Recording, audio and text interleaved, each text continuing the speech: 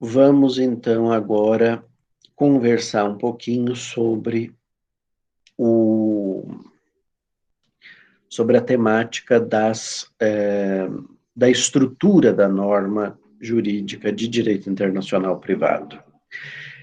Até aqui, nós viemos falando sobre o desenvolvimento histórico, quais são os objetos da disciplina, ou quais são as suas fontes, e agora nós vamos nos ocupar um pouquinho da estrutura das normas jurídicas. E isso tem uma razão de ser, é que há duas possibilidades de normatização no âmbito do direito internacional privado. O normal, naquilo que diz respeito ao conflito de leis no espaço, é que o legislador se utilize de regras indiretas, ao passo que regras diretas sejam a exceção. O que eu quero dizer com regras indiretas e regras diretas?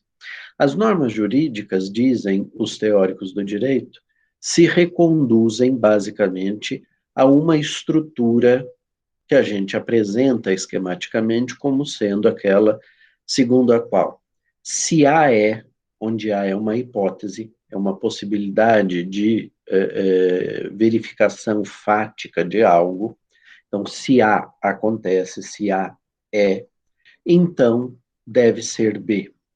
Isso significa que, diante de uma circunstância A, o ordenamento jurídico espera do jurisdicionado que ele se comporte da forma B. Se, entretanto, não acontecer o comportamento B, se não B, então deve ser S, onde S é a sanção, ou seja, a inobservância daquele comportamento esperado pelo ordenamento jurídico leva à imposição coercitiva de uma sanção que vai tentar reparar essa inobservância espontânea do comportamento esperado. Todas as normas jurídicas se reconduzem a essa estrutura, que é uma estrutura de uma norma direta. Você prevê uma hipótese, prevê o comportamento esperado, e para a hipótese do comportamento esperado não acontecer, não se verificar, nós atribuímos, por meio da imposição de uma sanção, de uma consequência, justamente aquilo que o ordenamento gostaria que acontecesse nesses casos. Então, hipótese e consequência são os elementos de uma norma direta. Agora, é preciso lembrar, não custa, que norma jurídica não se confunde com artigo de lei, né? A norma jurídica é um construído hermenêutico, é um construído interpretativo. É o jurista, é a pessoa que trabalha com o direito que, analisando as disposições legais, constrói essa norma.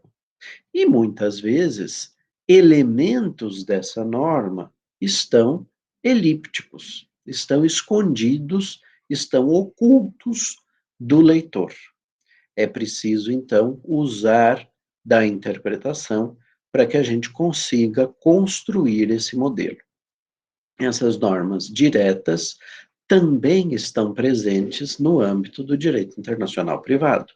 Acho que não haverá dúvidas de que regras sobre nacionalidade, regras sobre condição jurídica do estrangeiro, aquilo que o estrangeiro pode fazer ou deixar de fazer no âmbito de um Estado como o brasileiro, e as regras sobre competência jurisdicional, as regras que estabelecem os limites para o exercício da jurisdição brasileira, são todas elas regras que traçam hipóteses e atribuem uma consequência.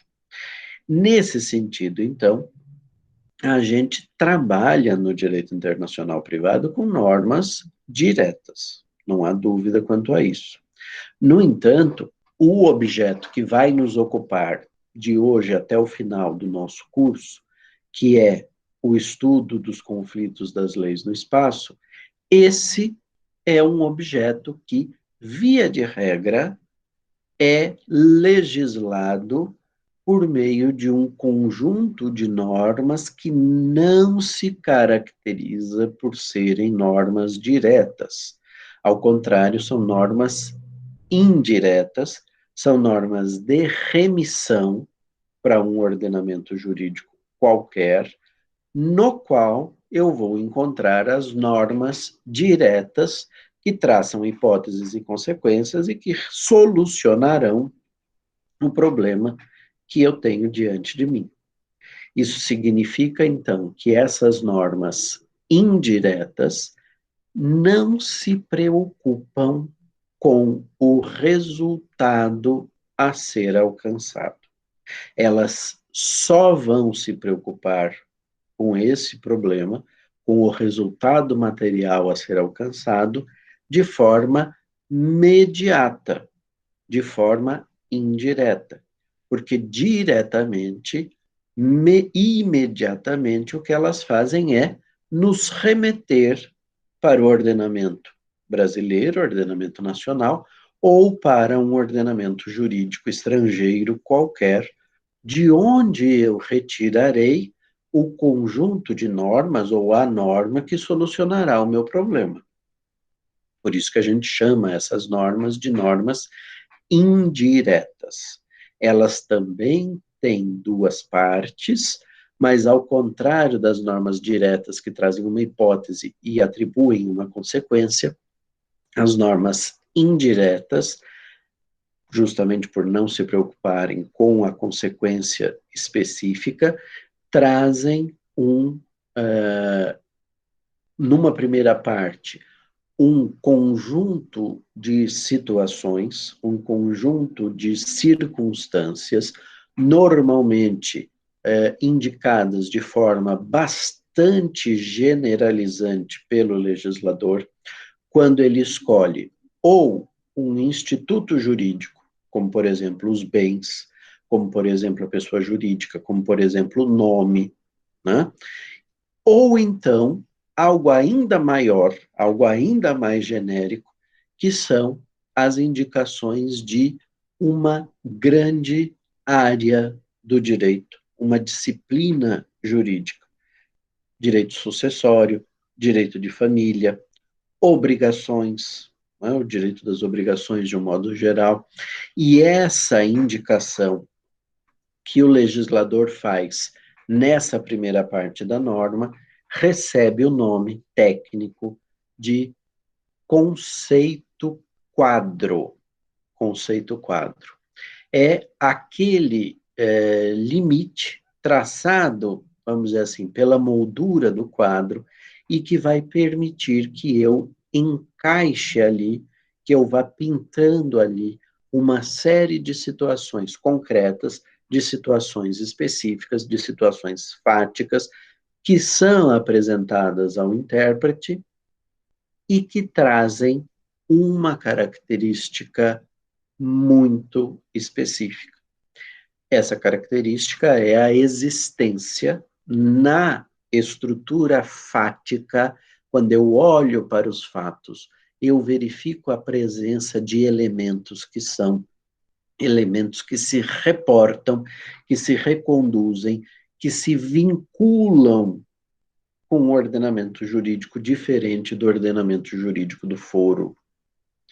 Mas, como eu já mencionei para vocês numa das nossas primeiras conversas, também é preciso que haja ao menos um elemento nacional para que isso atraia o interesse do ordenamento jurídico do foro, do ordenamento jurídico brasileiro, no nosso caso, para a solução daquela dúvida. Que dúvida é essa? Se a relação jurídica tem na sua estrutura elementos fáticos que se vinculam ao ordenamento jurídico brasileiro e a pelo menos mais um ordenamento jurídico estrangeiro, é viável nós imaginarmos que os dois ordenamentos presentes eventualmente os 3, os 4, os 5, os 10 ordenamentos presentes na relação jurídica, porque, de alguma forma, interessados na solução desse litígio, é conveniente, é justificável que eu imagine que cada um desses ordenamentos gostaria de ver os seus preceitos, as suas disposições diretas, as suas normas materiais incidentes na hipótese para a solução daquele litígio. Só que, como a gente também já sabe, não é possível aplicar ao mesmo tempo todas essas disposições, até porque, por serem disposições constantes de ordenamentos jurídicos distintos, há uma chance grande delas trazerem entre si, comparativamente, divergências de encaminhamento, divergências na construção das consequências. Os fatos são sempre os mesmos. Eles podem ser valorados de forma diferente num ordenamento ou no outro. Pode ser que uma situação que no Brasil nós tratamos como um direito real de garantia, por exemplo, seja encarado por um ordenamento jurídico estrangeiro como um simples contrato, ou vice-versa. Algo que para nós é um contrato pode ser um direito real de garantia ou um direito real sobre coisa alheia num ordenamento jurídico estrangeiro. Isso vai nos ocupar na aula da semana que vem, quando nós vamos conversar sobre a qualificação. Como é que a gente enquadra esses fatos numa categoria jurídica.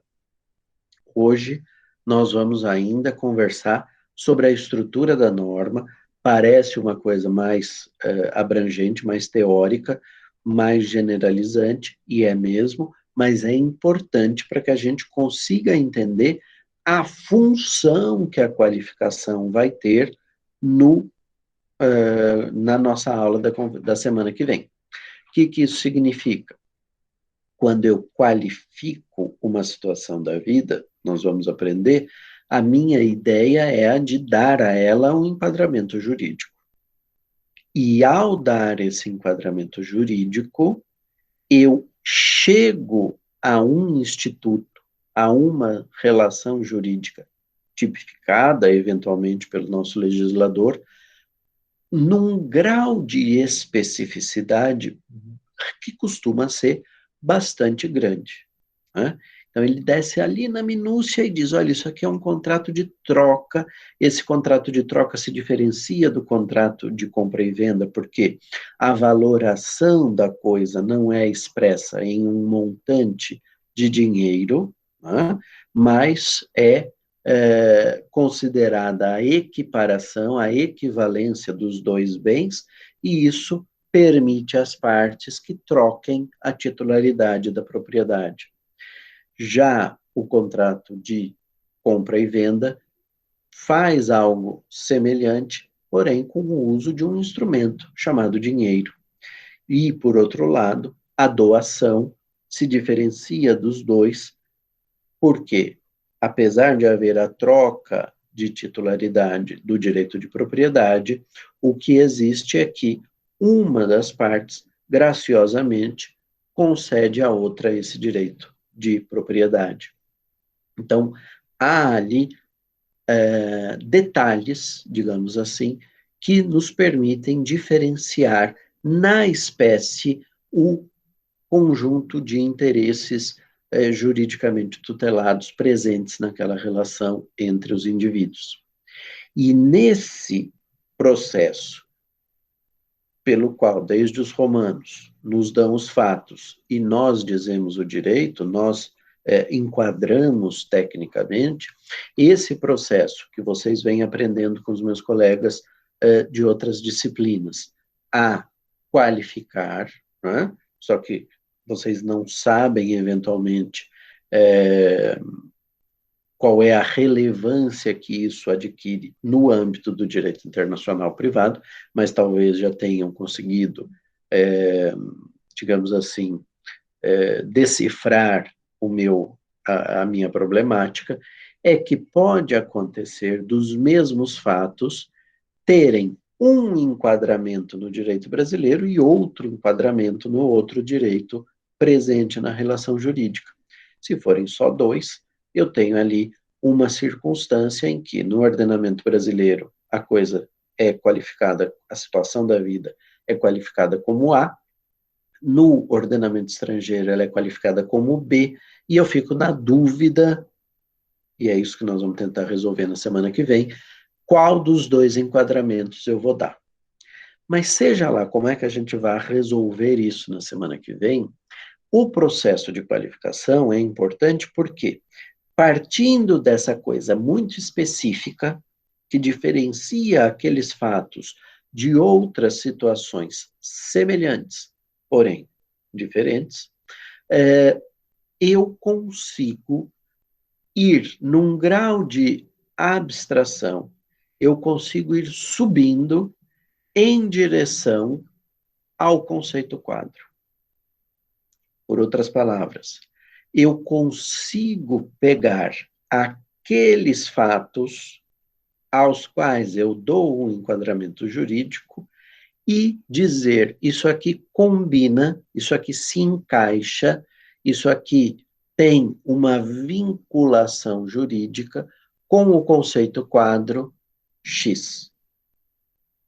E ao fazer isso, eu sou, de alguma forma, levado à norma de conflitos, à norma remissiva que me indica o direito aplicável. E como que ela me indica o direito aplicável? Ela me indica o direito aplicável na medida em que o legislador, na grande maioria das situações, eventualmente as partes, nos casos em que o exercício da autonomia privada pode ocorrer também para a determinação da lei aplicável, aquilo que no direito internacional privado nós chamamos tecnicamente de uma autonomia conflitual, quando ela for admissível, pode esse enquadramento num determinado tipo, né, numa determinada categoria jurídica, num determinado conceito quadro, me levar a um elemento de conexão escolhido pelas partes, ao invés de ser escolhido pelo legislador. Mas o normal é que essa segunda parte da norma, ao lado do conceito quadro descrito pelo legislador, de forma geral, de forma abstrata, ele acopla, na segunda parte da norma, um elemento de conexão. Esse elemento de conexão é aquele elemento remissivo típico das normas indiretas, típico das normas de conflito. O elemento de conexão é, na conceituação que eu gosto, que é a conceituação que eu utilizo, ele é um continente sem conteúdo. O que é um continente? Não estou falando dos continentes geográficos, estou falando de um recipiente, de algo que é adaptável para conter quaisquer coisas, ou pelo menos um conjunto de situações que pode ser diferenciado. Um exemplo de continente é um copo d'água. Um copo. O copo é um continente. O meu copo tem um conteúdo que vocês conseguem enxergar aqui, que é um conjunto de partículas de água. Essa água é o conteúdo do meu copo hoje. Na hora da minha refeição, pode ser que ao invés de água, tenha no meu copo ou um suco de frutas ou um refrigerante, dependendo das circunstâncias. Numa outra possibilidade, eu posso colocar nesse mesmo copo água, perdão, leite, posso colocar café, posso colocar uma bebida alcoólica. Então, há inúmeras possibilidades de colocação dentro desse copo. Né? Então, esse continente admite alguns conteúdos. Agora, eu não consigo colocar um livro aqui dentro, né? Porque não se encaixa. Então, estes elementos de conexão são justamente aquele continente escolhido pelo legislador para admitir conteúdos que ele considera relevantes. Esses conteúdos podem ser ou um elemento da relação jurídica que se refere ao ordenamento jurídico nacional, ao ordenamento jurídico do foro, e aí, nesse caso, eu, juiz brasileiro, eu, advogado brasileiro, eu, registrador civil brasileiro, por exemplo, sou encaminhado, remetido, sou enviado indiretamente ao direito brasileiro para buscar no ordenamento jurídico brasileiro a regra material, a regra direta que resolve esse litígio. Se, entretanto, esse mesmo continente for preenchido por um elemento da relação que é vinculado a um ordenamento jurídico estrangeiro qualquer, eu sou remetido a este ordenamento jurídico estrangeiro e eu preciso trazê-lo para ser aplicado aqui. Então, esse elemento de conexão, que é um elemento normativo, que é um elemento que consta da norma jurídica geral e abstrata criada pelo legislador, ou da norma concreta e individualizada estabelecida pelas partes no âmbito de um contrato com escolha de lei aplicável, por exemplo. Esse elemento de conexão será preenchido por um elemento da relação jurídica que eu estou analisando faticamente. E, professor, como é que eu vou saber qual é esse elemento de conexão? Você não tem trabalho nenhum, ele está descrito na norma. Ele já vem dado pelo legislador. O nosso trabalho é um trabalho de buscar qual é a relação, qual é o elemento da relação que efetivamente preenche aquele elemento de conexão. E por isso, eu queria convidar a todos a fazermos juntos uma viagem mental. Cada um de vocês vai buscar as suas, olha que coisa divertida de se fazer para nós que viemos fazer direito e que provavelmente viemos fazer direito porque, dentre outras inabilidades que nós temos, estava a inabilidade para a matemática, né? Normalmente, a gente que faz direito não gosta lá muito de matemática. Mas eu queria convidá-los a viajarem no tempo.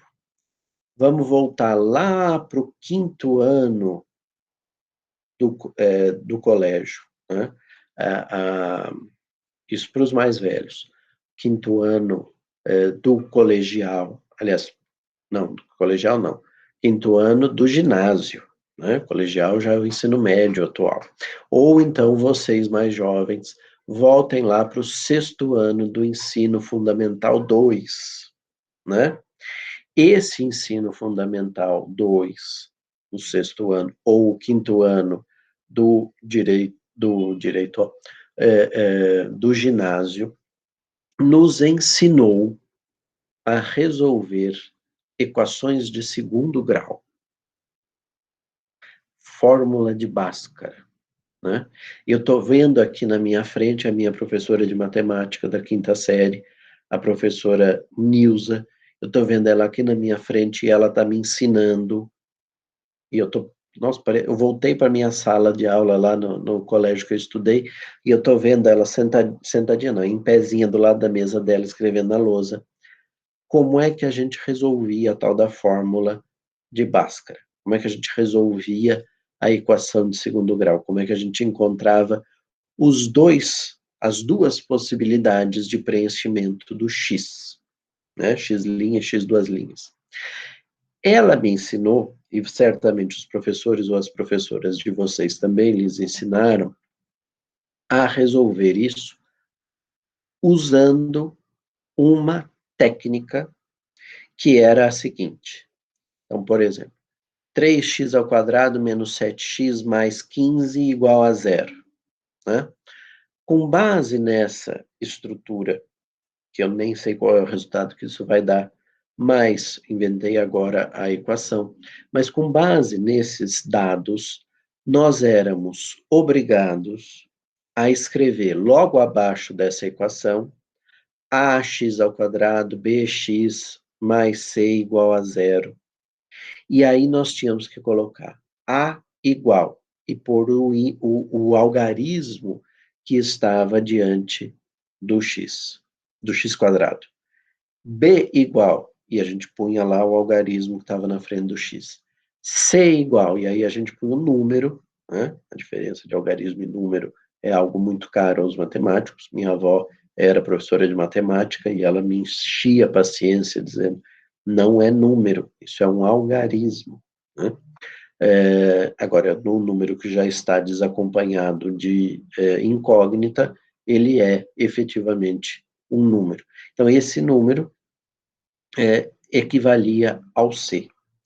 E aí, a gente punha com incógnitas, com ABC, a fórmula do delta, e depois a fórmula do X, a fórmula de Bhaskara, ou então fazia tudo completo, dependendo da técnica matemática que você inventou, que você seguia, e aí depois você tinha que ir substituindo A por aquele algarismo, B pelo outro algarismo, C pelo número, e em seguida você começava a fazer os cálculos. Depois você fazia mais alguns cálculos e achava o x linha e o x duas linhas.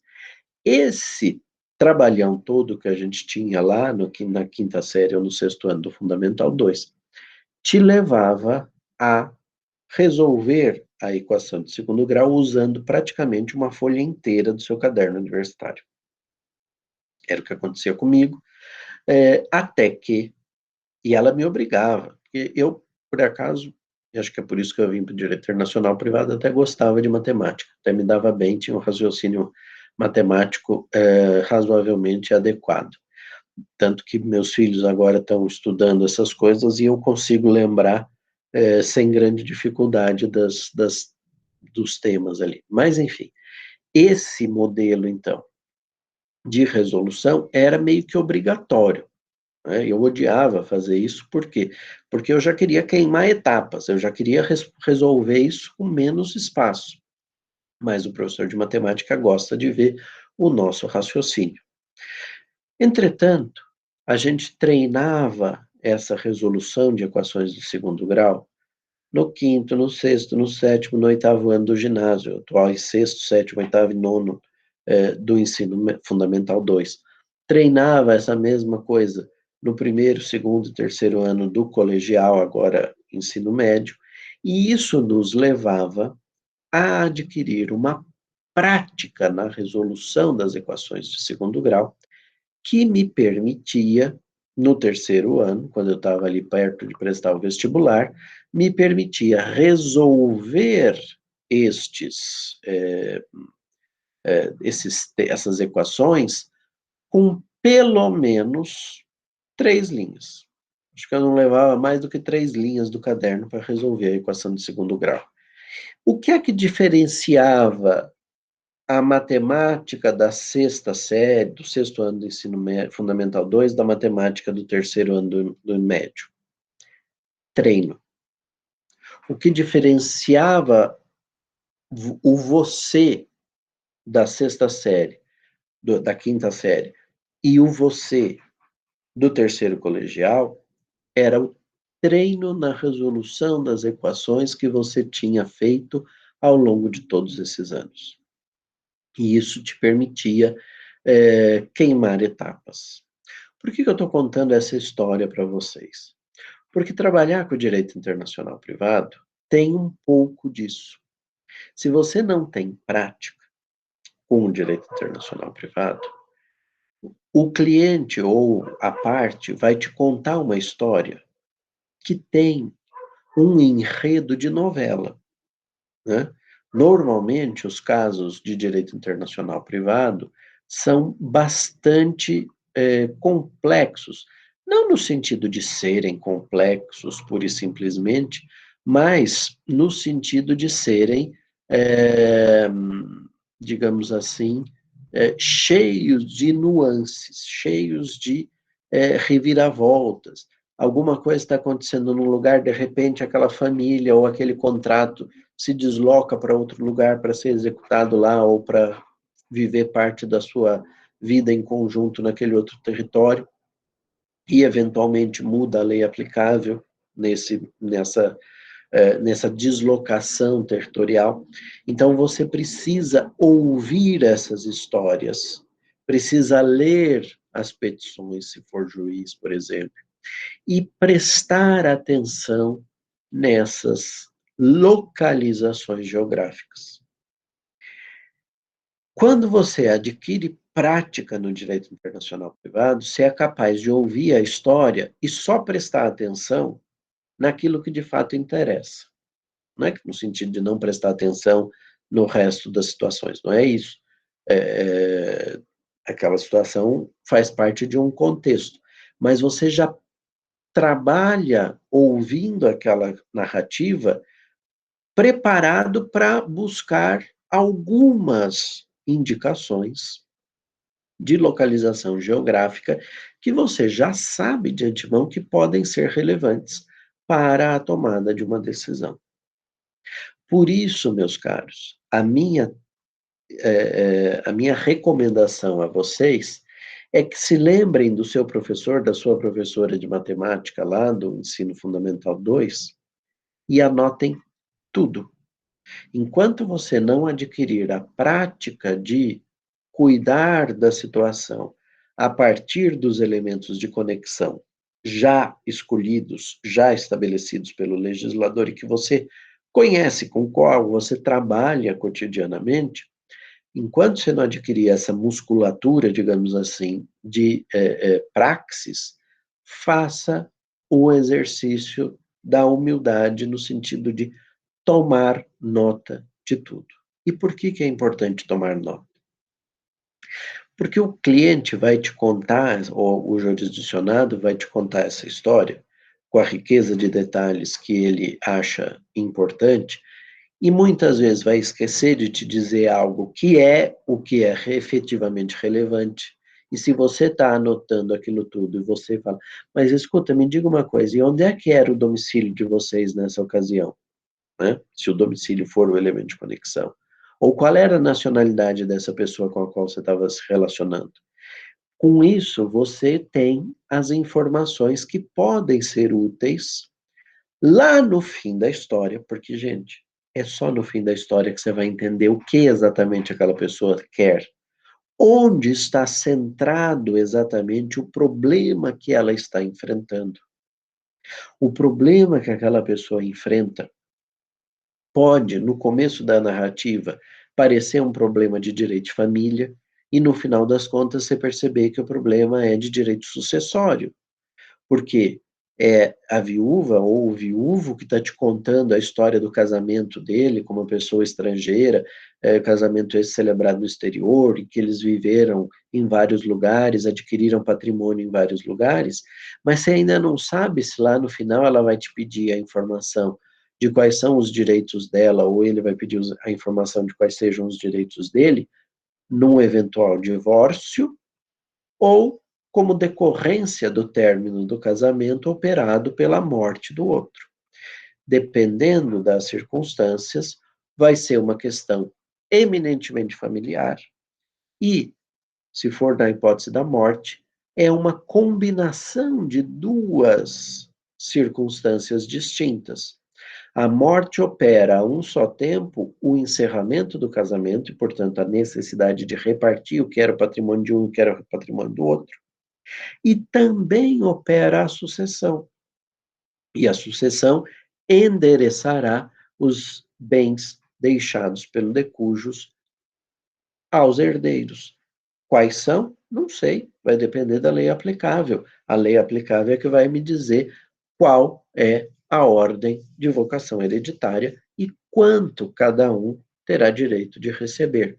Então, eu preciso estar atento aos detalhes, porque se for um problema só de direito de família, o elemento de conexão é um. Se for um problema de sucessões e de direito de família, as conexões são duas diferentes, eventualmente. E é por isso que a qualificação, que a gente vai aprender na próxima semana, é um assunto de vital importância para o direito internacional privado. Se eu qualificar de forma equivocada, se eu me confundir e der um enquadramento que não é o enquadramento correto, eu vou buscar naquela norma indireta um determinado conceito quadro, esse conceito quadro está vinculado a um determinado elemento de conexão, e podem ser diferentes daquele conceito quadro e daquele elemento de conexão dispostos numa outra norma, que era a norma da qualificação correta. Posso chegar no mesmo resultado. Basta que o elemento da relação que preenche uma e outra das conexões esteja geograficamente vinculado à mesma situação jurídica, né, ao mesmo Estado soberano. Se, entretanto, o local, por exemplo, do primeiro domicílio conjugal, que é o que rege o regime de bens, só para concretizar a ideia, e a lei do último domicílio de cujos, se elas forem em lugares diferentes, a lei aplicável já é diferente. Se eu qualifiquei tudo como regime de bens, ou tudo como sucessões, as remissões que eu farei à lei estrangeira ou à lei do foro podem não ser as adequadas. Por isso que tem uma receita, tem um método que a gente vai começar a ver na nossa próxima aula. Tá? Agora, é preciso ainda que eu esclareça para vocês quais são os principais elementos de conexão e os principais conceitos quadros que o legislador estabelece nessas regras remissivas, nessas regras indiretas, nessas regras típicas do direito internacional privado. Quando nós lemos, e eu vou me ater aos caputes dos diversos artigos, tá? Não vou entrar em detalhes que os parágrafos desses artigos da Lei de Introdução às Normas do Direito Brasileiro trazem, porque normalmente nos parágrafos há a indicação de conexões diferenciadas para aspectos muito específicos daquele conjunto de relações tratado genericamente no caput. Mas eu vou me ater aos caput só para facilitar nesse momento. Não, a gente não vai estudar a parte especial do direito internacional privado, isso, como vocês sabem, já mencionei, será analisado em disciplinas que aparecerão ainda na grade curricular de vocês, né? Direito internacional privado, aspectos patrimoniais, aspectos pessoais e aspectos processuais. Nessas três a gente entra nos detalhes da análise das situações da vida. Agora, no que diz respeito ao direito, aos caputes, perdão, da lei de introdução, nós temos no artigo 7º a indicação de 4 conceitos quadro diferentes. 4. Para os 4, o legislador estabelece uma mesma e única conexão. Quais são esses 4 conceitos quadro? Personalidade, início e fim da personalidade. Eu continuo tendo direitos depois da minha morte. Alguns direitos da personalidade acompanham, como por exemplo a proteção da honra, acompanham a pessoa mesmo depois dela já ter falecido. Quando é que começa e quando é que começa a personalidade jurídica? É da fecundação? É da nidação? É do nascimento com vida? Então, aquelas polêmicas que o direito civil nos traz influenciam aqui, até porque pode haver ordenamentos jurídicos, por exemplo, que exijam para a comprovação da aquisição da personalidade a viabilidade, que aquele recém-nascido sobreviva a um certo lapso temporal, que ele não faleça, que ele não morra, que ele não pereça num curto espaço de tempo. Quem vai determinar isso? A lei indicada aqui por esse elemento de conexão, tá? Depois, capacidade é o segundo conceito quadro. A pessoa é plenamente capaz, absolutamente incapaz ou relativamente incapaz. Quem determina isso? A lei indicada por esse elemento de conexão. Terceiro elemento quadro, aliás, terceiro conceito quadro, nome. Como é que eu componho o nome de uma pessoa que acabou de nascer? Quais as regras que determinam a forma de composição desse nome? Há divergências entre os legisladores. Há legislador que deixa as pessoas escolherem livremente como compor o nome. Há legisladores que, por exemplo, proíbem o nome duplo, o prenome duplo, nome individual, pessoal, composto. Não pode, eventualmente. Há legisladores que dizem que primeiro tem que vir o nome da linhagem paterna e depois o da linhagem materna. Há legisladores que não conhecem os nomes de família, fazem na composição do nome um encadeamento geracional pela linhagem paterna. O fulano, filho do cicrano, neto do beltrano, bisneto do sei lá, de mais alguém. Então, esse nome é regido por que lei? Pela lei indicada por esse elemento de conexão, que eu já vou dizer qual seja. E o quarto conceito quadro são os direitos de família. Todos os direitos de família? Todos, exceto aqueles que estão excepcionados nos parágrafos do artigo 7º, para os quais, eventualmente, o legislador atribuiu elementos de conexão específicos, tá? Mas, de um modo geral, todos os direitos de família cabem aqui. Então, professor, mas em 1942, o direito brasileiro não conhecia a união estável. Então, eu posso enquadrar a união estável aqui? Pode. Professor, em 1942 não tinha união de pessoas do mesmo sexo. Serve também para as famílias formadas por pessoas do mesmo sexo? Claro. Professor, em 1942 não existia a possibilidade de investigação de paternidade. Cabe aqui também? Sim, senhor, sim, senhora. Por que que cabe? Por que que cabe? Porque é algo que eu não disse ainda para vocês. Esse conceito quadro, a doutrina portuguesa diz, por exemplo, a professora Isabel de Magalhães Colasso, o professor João Batista Machado, ambos já falecidos, escreveram que o conceito quadro é um conceito elástico. Eu consigo esticá-lo ou comprimi-lo de acordo com as circunstâncias. Que circunstâncias são essas? As circunstâncias de qualificação. Porque a qualificação é justamente o processo mental, nós vamos aprender na semana que vem, é o processo mental que me permite olhar para os fatos e dar um enquadramento jurídico. Então, nesse processo de enquadramento jurídico, hoje, se alguém vai ao judiciário brasileiro e diz: eu quero resolver este assunto e esse assunto envolve duas pessoas do mesmo sexo que se uniram em união estável ou em matrimônio, pouco importa, e agora querem, por exemplo, se divorciar ou dissolver a união estável, eles terão enquadramento exatamente nessa norma, do mesmo jeito que o casamento tem enquadramento nessa norma desde 42, o casamento tradicional, o casamento de pessoas de sexos diferentes. Enquadra-se da mesma maneira. Por quê?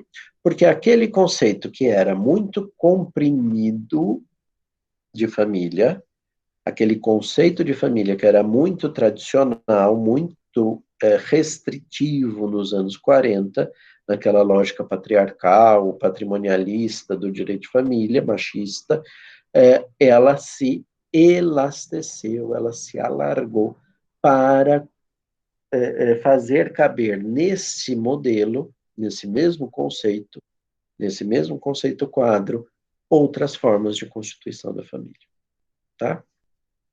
E qual é esse elemento de conexão que rege personalidade, capacidade, nome e direitos de família? É o domicílio. Desde 1942 é o domicílio. Então eu preciso me perguntar, com relação àquela pessoa que acabou de nascer e que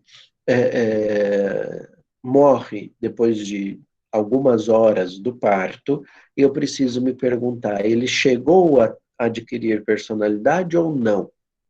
Quem determinará isso? A lei do domicílio. Ah, mas ele não tem domicílio. Claro que tem. O filho menor incapaz tem o mesmo domicílio dos seus genitores, dos chefes da família, do pai e da mãe, que exercem, se existirem ambos, né? Se um deles não tiver pré-morrido, ou se o pai não for desconhecido, você tem o domicílio do chefe ou dos chefes da família se estendendo aos menores incapazes. E nesse sentido, então, o filho de alguém domiciliado, sei lá, na Noruega, nascido no Brasil, porque o pai ou a mãe estavam aqui de passagem e acabaram vendo a mulher entrando em trabalho de parto antecipadamente e a criança prematura nasceu aqui, mas não sobreviveu.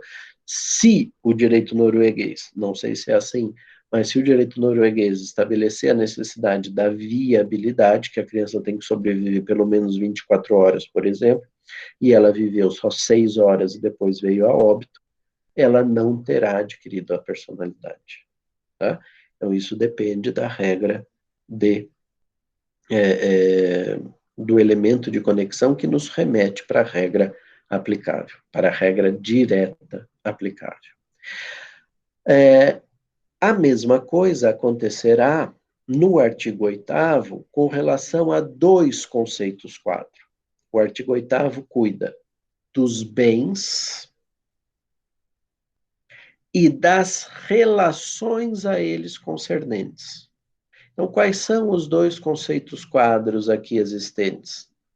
Bens, os bens como eles são tratados na parte geral do Código Civil, os bens e sua classificação, e as relações concernentes aos bens. O que se entende por relações concernentes aos bens? Os direitos reais, né? Os direitos que são disputados ou que são vivenciados por meio daquelas relações jurídicas erga omnes, né? Que se opõem contra todos. São relações concernentes aos bens. Então, aqui cabe propriedade, cabe posse, cabe direitos reais de garantia, cabe direitos reais sobre coisa alheia. Tá? Esses dois conceitos quadro são regidos por qual lei? Pela lei indicada pelo elemento de conexão. Qual é o elemento de conexão? Situação do bem. Onde o bem está? Ah, é um conjunto de joias que pertencia à minha avó e que estão num cofre, num banco na Suíça. Qual é a lei aplicável a esses bens? Direito suíço. As relações concernentes a esses bens também são determinadas pelo direito suíço. Ah, professor, mas e se foi uma sucessão? Bom, aí sucessão tem um outro enquadramento, uma outra qualificação. Mas se for uma doação que a avó fez para alguém da família, ainda que seja por adiantamento de legítima, a doação é um contrato, é uma obrigação, mas ela transfere a propriedade, e a transmissão da propriedade será determinada por aquilo que o direito suíço disser. Se o direito suíço exigir a tradição efetiva, não teve propriedade, concorda? Não teve transmissão de propriedade. Porque se a avó não levou a neta lá e não entregou as joias para aquela neta a quem ela queria endereçar aquele conjunto de joias, a tradição não tendo se efetivado, se o direito suíço exigir a efetiva tradição, não houve tradição. Bom, isso então com relação aos bens e aos direitos reais. No artigo 9º, o legislador cuida de um único conceito quadro, que é extremamente abrangente. Extremamente abrangente. Ele cuida no artigo 9º das obrigações. Só obrigações? Todas as fontes das obrigações? Todas. Contrato, responsabilidade civil, ato unilateral de vontade, obrigação ex lege. E obrigação de alimentos? Bom, aí vai depender de como a gente vai qualificar. Nós vamos introduzir esse tema no direito de família ou nós vamos cuidar no âmbito do direito das obrigações? Vamos ver semana que vem. Mas aquilo que for qualificado como obrigação, eu sou remetido para este conceito quadro, eu encaixo aquela situação da vida nesse conceito quadro, e a ele o nosso legislador atribuiu um elemento de conexão. Que elemento de conexão é esse? Lei do local da constituição da obrigação. Então, eu preciso saber onde a obrigação se constituiu, e essa obrigação será uma obrigação regida por essa lei, pela lei do local onde a obrigação se constituiu. Cá entre nós, faz sentido? Eu acho absolutamente sem sentido. Olhem só, dá um exemplo. Eu sou advogado da família da Amanda. Tá? Tradicionalmente, a família da Amanda pede a resolução dos problemas jurídicos por intermédio da minha atuação profissional, por hipótese. E aí, Amanda, eu te encontro num restaurante em Paris. Nós dois estamos lá, eu estou já no restaurante, você chega, você vem me cumprimentar, eu te cumprimento, falo, nossa, que coincidência, o que você está fazendo por aqui? Ela me diz assim, sabe o que é, professor? Sabe aquela minha tia que morava em Portugal, que se mudou para Portugal e construiu a vida dela lá, etc. Ela faleceu e eu vim para o enterro dela e agora eu resolvi vir dar enfim, espairecer aqui em Paris. Que legal, interessante não, mas que coisa, né? Meus pêsames, meus sentimentos. Mas é aquela sua tia que eu fiz o testamento? Ela fala, aquela mesma, que o senhor escreveu o testamento, ajudou ela a escrever o testamento, tal. Daí eu me lembro que ela deixou tudo para Amanda, né? Toda a fortuna dela vai ser direcionada para Amanda. E eu falo, então agora você está bem, né? Você vai receber todo aquele patrimônio e tal. Ela fala, inclusive, né, o senhor podia fazer o inventário dela. Eu falo, tá bom, vamos fazer. Aí ela diz assim, então vamos fazer o seguinte, quando eu chegar em São Paulo, ele manda uma mensagem, se o senhor já tiver chegado, a gente vai conversar, e eu faço, então, passo lá no escritório, assino a procuração, assino o contrato de prestação de serviços, etc. E eu já antevendo o montante de honorários, porque a tia dela era muito rica, eu já estou prevendo o montante de honorários, eu digo assim, não, pera um pouquinho, já vamos resolver isso agora. Então, puxo o computador portátil, preencho lá o contrato, sou amigo do dono do restaurante, digo para ele, olha, eu vou imprimir um negócio aí, pode ser? Pode ser, por Bluetooth mesmo vai, está impresso, a gente assina, inclusive chama o gerente do restaurante para assinar como testemunha, Esse contrato prevê que eu prestarei os serviços advocatícios em Portugal, local onde vai ser aberto o inventário, e que os meus honorários serão pagos numa conta bancária na Suíça. Tá?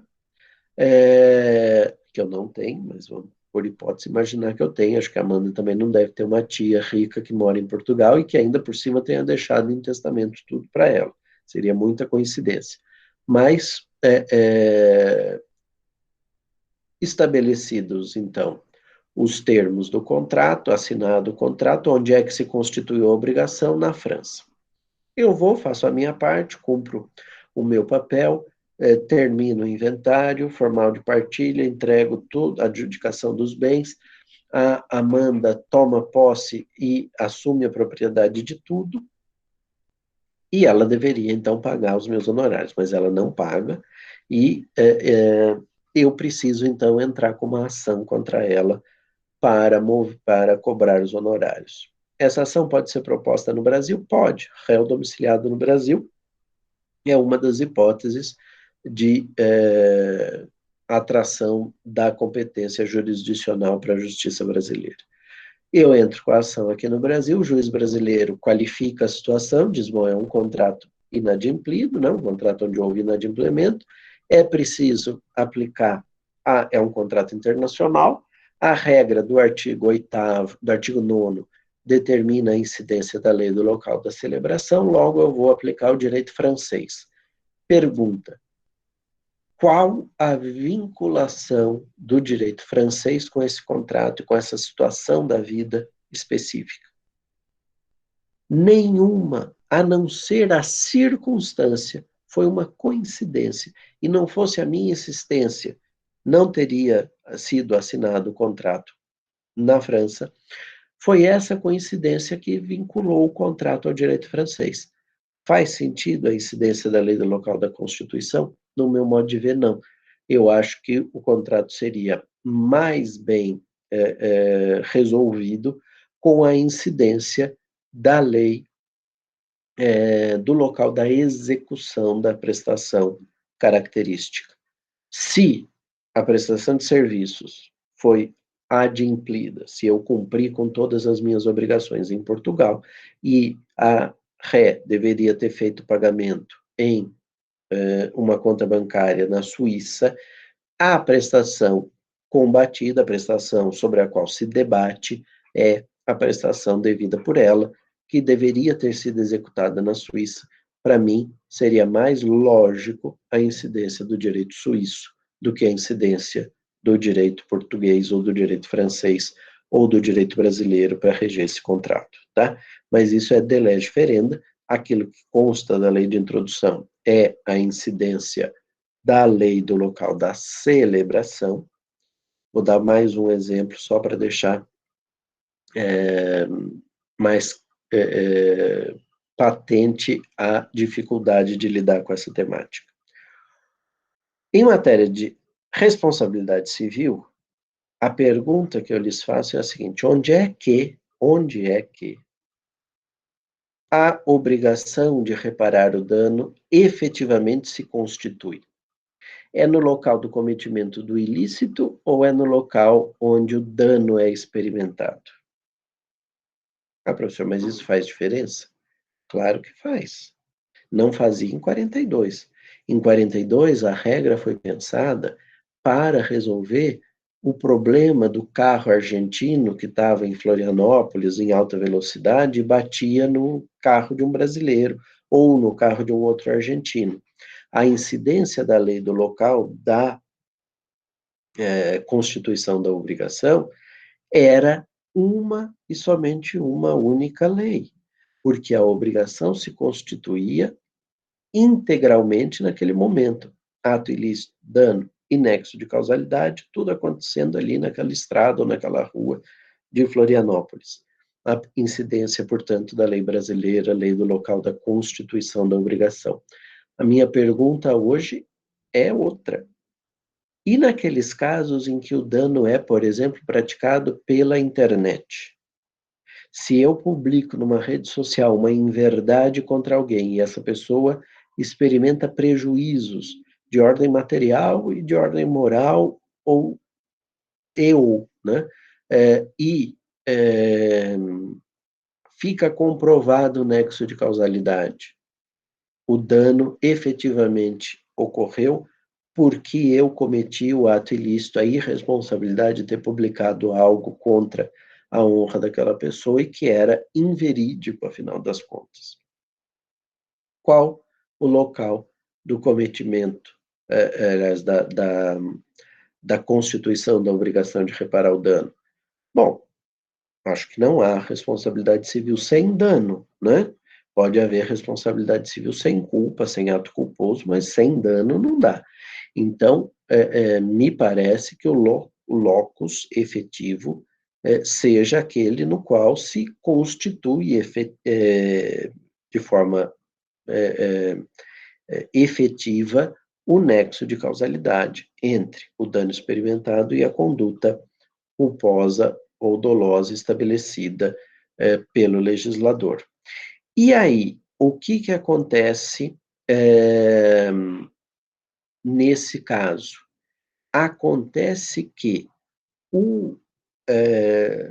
o direito internacional privado usa uma expressão latina para se referir à lei aplicável à responsabilidade civil, que é a lex loci delicti commissi, lei do local do cometimento do delito. Isso não faz o menor sentido no mundo contemporâneo, porque não necessariamente a lei do local do cometimento do delito é a lei do local onde o dano se configura. O João me pergunta se o parágrafo 2º do artigo 9º da LINDB não resolve esse problema do contrato assinado em Paris, porque ele diz assim, parágrafo 2º, a obrigação resultante do contrato reputa-se constituída no lugar em que residir o proponente. Esse parágrafo, João, ele é aplicável para os contratos entre ausentes. Aquele contrato epistolar, né, que os civilistas falavam, de eu mandar uma carta para você, e você recebe lá em Paris, e aí você aceita a minha proposta, ou você faz uma contraproposta, daí quando ela chega aqui eu analiso e aceito a sua proposta, o parágrafo 2º cuida da obrigação entre ausentes, o que também gera um problema com o mundo contemporâneo. Por quê? Porque a obrigação entre ausentes pode ser uma obrigação entre ausentes no espaço, mas presentes no tempo. Imaginem que eu utilize uma plataforma como essa para negociar um contrato com alguém que está na Coreia do Sul, João. Dá para saber quem foi o proponente? Nós vamos ter a certeza, ou foi algo que foi sendo construído numa negociação, que poderia ser entre presentes no tempo, muito embora ausentes no espaço, tal qual seria se nós estivéssemos na mesma sala. Faz sentido ainda aplicar esse parágrafo 2º? Então, contrato via blockchain, um monte de possibilidades que a tecnologia coloca e que nós estamos ainda presos numa regra que foi escrita lá em 1942 e que, obviamente, dependia do correio, né, para que o contrato entre ausentes pudesse ser celebrado. Só tinha, não, tinha outra possibilidade, que era pombo correio. Mas, tirando esses dois, não existia outra possibilidade do contrato ser firmado entre ausentes. Então, percebam que é, de fato, uma situação complexa, e no semestre que vem, na disciplina de comércio internacional, vocês vão ver alguns desdobramentos disso para o direito do comércio internacional, para os contratos empresariais, né, os contratos comerciais, mercantis, e em direito internacional privado, aspectos patrimoniais, a gente também vai discutir isso. Sim, é uma circunstância supletiva, mas era preciso atualizar de toda forma, João, eu também concordo com você, tá? Agora, é subsidiária, né, porque está no parágrafo, não está no caput, e como você bem apontou, poderia trazer menos pior, uma situação menos pior do que a do caput. Muito bom. Então, isso com relação ao artigo 9º. O artigo 10, por sua vez, cuida das sucessões, tá? Então, sucessão inter vivos, perdão, sucessão mortis causa, seja ela testamentária, seja ela legítima, né, com incidência das normas, há uma regulamentação pela lei do último domicílio do defunto, o último domicílio do falecido. E o último domicílio é em vida, pelo amor de Deus, tá? Como a lei de introdução fala último domicílio do defunto, eu tive uma vez um aluno que escreveu numa prova que era a lei do local do sepultamento, né? Porque era o último domicílio do defunto, ele imaginou que era o endereço da cova do cadáver. Não, é o último domicílio em vida do falecido, né? E eu até perguntei para ele, mas escuta, e se as cinzas, se a pessoa foi cremada e as cinzas foram jogadas em alto mar, onde ninguém exerce jurisdição, e aí, qual é a lei aplicável à sucessão dele, né? Mas essa regra, então, é domicílio, tal qualmente acontece no artigo 7º, né? Só que é um domicílio especial, é o último domicílio da pessoa que é autora da herança. Então, a rigor, não existisse o artigo 10 e o artigo 7º cuidasse do domicílio, cuidasse das sucessões também, perdão, nós teríamos, no fundo, a mesma conexão. Só que é um domicílio circunstancial, um domicílio temporalmente definido como sendo o último domicílio do falecido. E o artigo 11, por sua vez, manda aplicar para as pessoas jurídicas a lei do local onde elas estão estabelecidas, onde elas foram estabelecidas. E aqui, meus caros, de novo, um dispositivo que não precisaria existir a rigor, porque a pessoa jurídica se constitui por um ato que gera obrigações, seja um contrato social, seja um ato unilateral de vontade que estabelece uma fundação, por exemplo, nós temos uma obrigação decorrente, seja do contrato, seja do ato unilateral, e, portanto, se não existisse o artigo 11, eu ainda assim conseguiria, por interpretação, incluir as pessoas jurídicas no dispositivo do artigo 9º. Isso para lhes dizer o seguinte, no fundo, nós temos no direito internacional privado brasileiro 3 grandes conexões. Domicílio, para personalidade, capacidade, nome, direito de família e sucessões.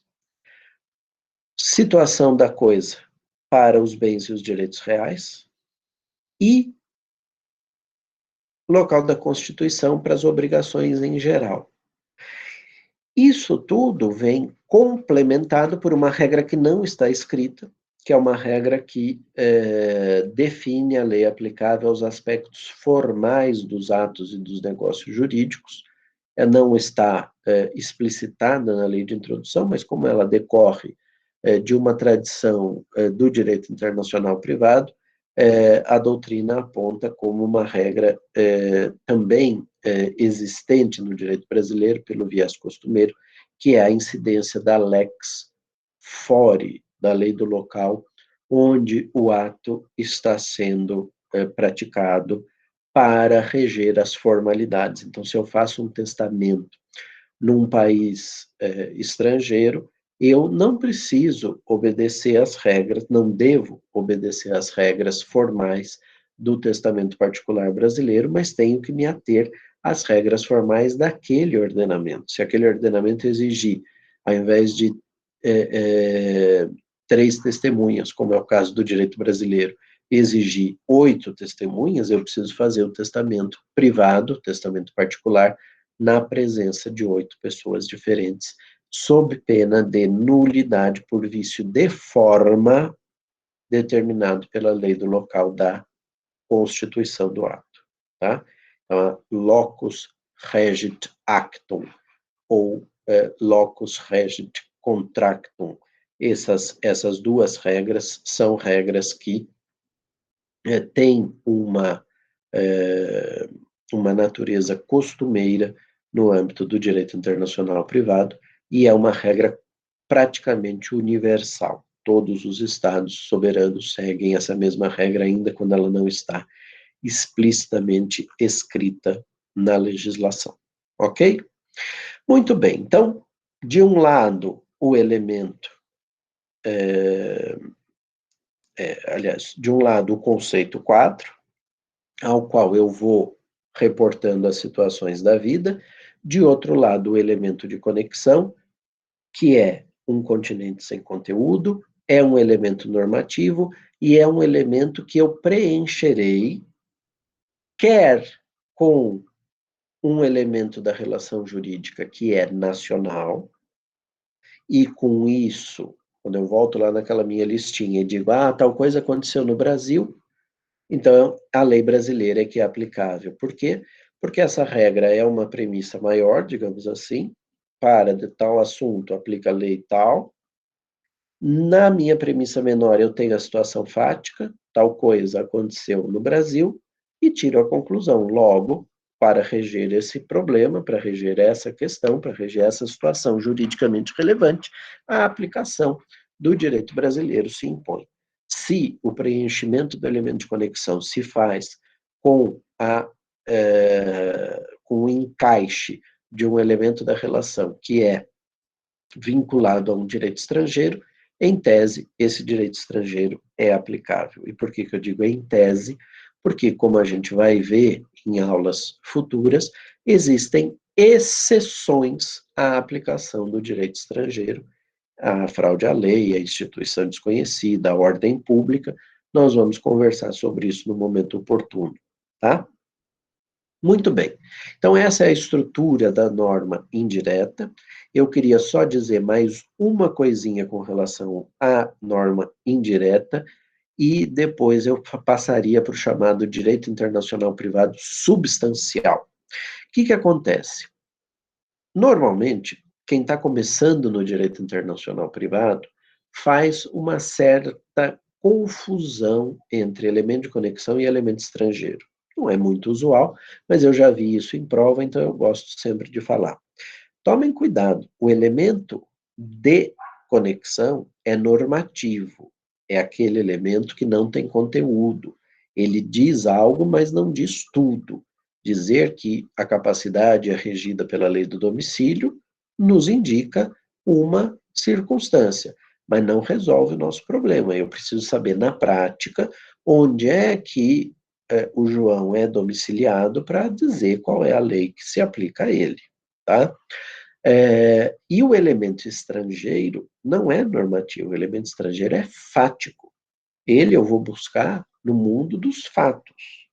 É ele que leva aquela relação jurídica a ser considerada uma relação de estraneidade, uma relação com elementos estrangeiros, e obriga a incidência do método próprio do direito internacional privado, certo? Então, cuidado com a distinção entre elemento estrangeiro e elemento de conexão, para não escreverem numa prova, por exemplo, algo pensando numa coisa e se referindo a outra, tá? Por fim, vamos conversar um pouquinho sobre o chamado direito internacional privado substancial. Lembram-se que eu disse a vocês que nós temos no direito internacional privado normas diretas que regem nacionalidade, conflito, condição jurídica do estrangeiro e conflito de jurisdições? Mas eu também mencionei que, às vezes, excepcionalmente, o legislador pode se utilizar de regras do direito internacional privado, regras típicas que cuidam de relações plurilocalizadas, relações com elementos de estraneidade, mas ao invés dele se valer de norma remissiva, que remete para um ordenamento que pode ser o nacional, pode ser o estrangeiro, o legislador, às vezes, é raro, mas às vezes faz isso. ele usa uma norma direta. Ele acha que aquela situação da vida é tão importante, ou ela adquire tal importância, que ele opta por fazer prevalecerem os valores do foro, os valores da nação, os valores daquele estado onde a decisão vai ser tomada. E ele faz isso construindo uma norma direta. Ele diz, para essa hipótese aqui, a solução é essa. Ele diz, se A é, então deve ser B. Se não B, deve ser S. Ao invés de dizer para esse conceito quadro, aplique esse elemento de conexão. Ele estabelece uma norma que resolve o problema a prioristicamente, antes até da incidência das regras de conflito. Quem descreveu essa possibilidade do ponto de vista teórico pela primeira vez foi um autor francês de origem grega chamado Phocion Francescax. E o Francescax chamou essas normas, num primeiro trabalho, de loi de police, né? Normas que seriam cogentes, normas que se aplicariam independentemente das regras de remissão e que cumprem um papel importante na preservação dos valores daquele foro. Num segundo trabalho, o Francescax diz, olha, a loi de police não é uma expressão muito adequada, mas são normas de aplicação necessária e imediata. Tá? Normas que necessariamente precisam ser aplicadas, portanto, mesmo que a regra de conflitos faça remissão para o direito estrangeiro, não é para considerar isso, é para aplicar a norma interna, é para aplicar a norma francesa, no caso dele, né? E imediatamente, a prioristicamente, antes de se perguntar qual é o direito estrangeiro. Eu estou vendo a existência de elementos de estraneidade nessa relação jurídica. Isso me levaria à incidência do método. Mas, se eu detectar a existência de uma loi de police, ou de uma norma de aplicação necessária e imediata, ou mais popularmente, norma de aplicação imediata, ou mais intimamente, as NAIs, né? Norma de aplicação imediata, NAI, nós teríamos, então, uma solução materialmente estabelecida pelo legislador para aquela hipótese. Agora, e aqui começa uma divergência doutrinária que eu preciso apontar. Há quem enxergue, por exemplo, nas regras do Código de Defesa do Consumidor, normas de aplicação imediata. Porque o direito brasileiro quer defender o consumidor, quer proteger o consumidor, então são normas de aplicação imediata. Se o brasileiro fez um ato de consumo no exterior, enquanto turista, a legislação material brasileira é aplicável independentemente da vontade das partes. Tem até jurisprudência nesse sentido. Eu respeito a posição, mas eu tenho uma certa restrição a essa forma de construir o problema. Como a gente vai aprender, eu chego à mesma solução usando do princípio da ordem pública, tá? Eu vou falar disso quando a gente avançar um pouquinho mais no curso. Não vou falar agora, porque eu preciso de outros elementos para conseguir mencionar a diferença entre norma de aplicação imediata e ordem pública. Mas eu prefiro usar o princípio da ordem pública, e deixar as normas de aplicação imediata para uma hipótese muito específica, que seria a descrição na hipótese de uma relação plurilocalizada. Exemplo: para as adoções por pessoas residentes habitualmente no exterior, está aqui um elemento de estraneidade, só se aplica às adoções internacionais, não se aplica às adoções internas. A solução é essa. Por exemplo, pode ser trocado o prenome da criança. O João vira Giovanni se for adotado por uma família italiana, por exemplo. Isso é viável de ser construído pelo legislador quando ele achar que é conveniente, quando ele achar que é o caso. Tá? Mas eu tenho certas restrições com esse uso indiscriminado do conceito de norma de aplicação imediata para resolver todo e qualquer problema. Ah, professor, mas eu li um artigo seu, que está publicado nos comentários à Lei de Liberdade Econômica, em que o senhor menciona que o 421-A, inserido no Código Civil, pode se configurar uma norma de aplicação imediata para autorizar a escolha da lei aplicável aos contratos internacionais. Porque o 421-A, no inciso 1º, diz assim: as partes podem fixar os parâmetros objetivos de interpretação do contrato. E que é uma coisa mais objetiva que o direito objetivo, né? Eu sei que não foi isso que o legislador da liberdade econômica quis. Eu sei que foi estabelecer uma limitação à atuação do judiciário na sanha de revisão das cláusulas contratuais. Mas ao dizer que as partes têm liberdade para definir os parâmetros objetivos de interpretação do seu contrato, eu não tenho, assim, tanta convicção de que essa norma seja uma norma material. Eu acho que ela é uma norma até remissiva. Ela remete para a vontade das partes. As partes fixarão os limites objetivos. Vale para qualquer contrato, inclusive para os contratos internacionais.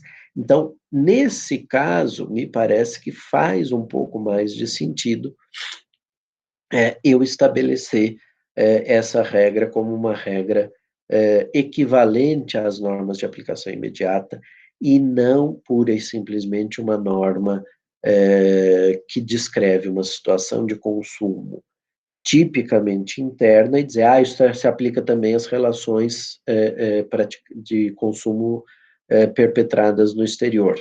Eu já tenho um pouco mais de dificuldade de concordar com isso. Tá bom? Muito bem, então isso era o que eu tinha a dizer com relação à estrutura das normas do direito internacional privado, sobretudo da norma de conflitos, essa norma indireta, e também sobre as chamadas normas de aplicação necessária e imediata, que são as normas do chamado direito internacional privado substancial. Na semana que vem, a gente vai conversar sobre qualificação. Como é que a gente faz a primeira etapa do método do direito internacional privado, a etapa que define o enquadramento da situação da vida num dos conceitos quadro e que me permite, portanto, encontrar o elemento de conexão para que eu volte à relação fática e analise ali naquela minha listinha qual é o elemento que preenche esse elemento de conexão e que vai, por sua vez, me remeter quer ao ordenamento nacional, quer ao ordenamento jurídico estrangeiro, determinado pelo legislador como sendo o mais próximo à solução daquele caso concreto. Tá bom?